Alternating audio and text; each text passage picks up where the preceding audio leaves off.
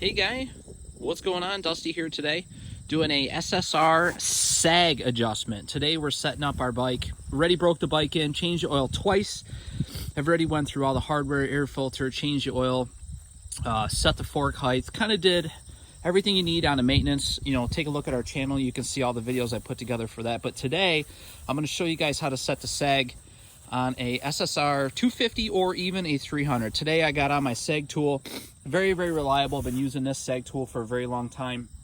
Normally I'm with somebody. Today I'm by myself. So today I have this lead that goes up to handlebars. That way I can see what my sag is by myself. Super nice tool. Been using it for a long time. But what we're going to do is we're going to aim, for me personally, I'm a little bit closer to 100 millimeters. A lot of people like to be at about 105 to 110. Me personally, the way that I ride, pretty aggressive, over the handlebars, not necessarily an over the seat kind of rider. I'm always standing up and always pushing hard. So for me, I like to have a little bit over the bars kind of traction. So I like to run a stiffer sag. So inside here, you'll notice the spring has got two lock collars on it, an upper, I ain't editing that one out, an upper and a lower. The upper one, you're just going to loosen that. That's a lock ring. And then we're going to turn that bottom one. And that's going to get us the sag of where it's going to be. So first thing we're going to do is we're going to get off this bike. We're going to get the bike off the stand. And then we're going to show you how to properly sit on the bike to show you where to set the sag. All right, guys. So now that I'm back on the bike, there's a few things I want to show you guys that's very important about setting up your bike. First thing you want to notice is that I rotated this bike so that it's level on flat ground. The front end of the bike was up a little high, so you want to make sure that the bike is sitting as flat as possible. Now, another thing I want you to pay attention to is where I am on the bike. If you notice, my butt is directly above this foot peg. It's important to put your body weight right over the center of the bike. A lot of people, they sit too far back when they set their sag. And for me, based on my years, I like to make sure that my body weight is neutral where I'm attacking a corner. So it's kind of ironic that this number is where it's at. But it's also pretty important to make sure that you got a full tank of gas and you have all your gear on. But for me, I know that I'm going to add about 4 to 5 millimeters to this just by me putting on my boots, my knee braces. I've set so many sags that I know that.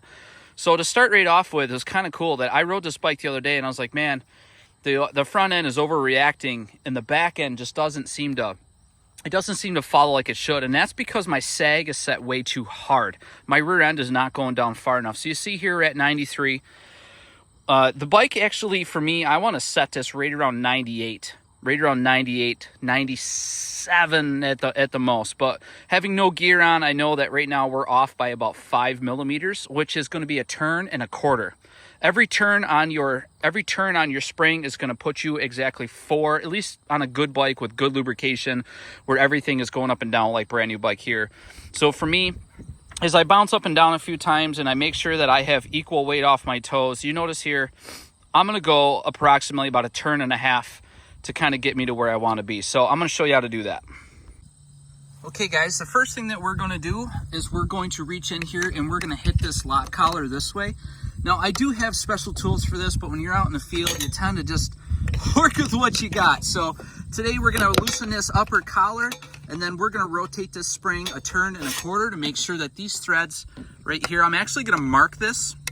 I have a marker, and I'm going to reach in there. Sorry about that. I have a marker. I'm going to reach in there and mark this, and I'm going to make sure that that goes around all the way once and a quarter. Like I mentioned to you before, just based on my year's experience, every turn is going to be equal to 4 millimeters. So that's kind of a cool tip, but let's start out with this and we'll get you going. All right, so now you see I put a mark right on the edge of that with my chisel. Now, because this bike is brand new, I should be able to turn this by my hand all the way around. Looks like I'm going to need 2 hands. So let me just move this as far as I need, hit this lockdown, and then I'll throw you back on the bike and see what sag is. All right, guys, so it looks like we got our sag all set. I ended up doing about a turn and a half. I'm a little nervous of going too far because the bike is so brand new, it's going to break in. And as I've been sitting here, I've been bouncing and bouncing and bouncing and bouncing. And it's anywhere from 95 to 97. So it seems like them couple turns that I did definitely made exactly the adjustment that I needed to be. So I'm aiming for 103 to 105. Now, I do know that this is going to go 4 to 5 more once I put all my gear on. So let's get this thing all set up, give it a ride. And if you guys have any questions on how to do this, let me know. Appreciate you watching.